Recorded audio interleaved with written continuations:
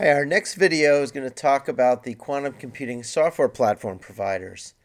So, companies like OneQubit, Aliro, which is a startup, ETH, Zurich, um, tied to the university community, of course, Microsoft Quantum, Q Control, and Quantum Benchmarks. They focus on helping quantum computer makers do better, and then QCware, which sponsors Q2B, which is a great conference that's going to be in December in San Jose, California.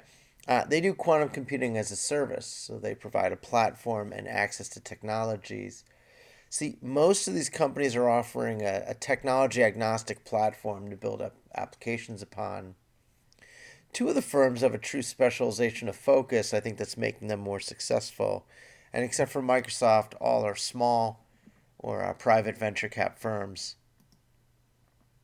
Then you have consultancies and independent software vendors. So Accenture Research, tremendously large company, made an early investment into quantum. Cambridge Quantum Computing, Chicago Quantum, that's who's speaking to you now. Um, and then there's individuals and gaming firms that have been putting applications out, at least into the Android Play community. We've played some of those games. They're pretty cool. I'm not sure if they're making money or not, but there's either simulated quantum, they teach at quantum, or they actually run on quantum. Isara is a company we work with out of Canada, quantum security firm. It's also looking to productize. QuantFi, we know those guys out of France. They focus on financial services, doing consulting. Big brain, very smart guys. QBranch, which is now part of Rigetti, 5 years ago, was where many of the firms are now.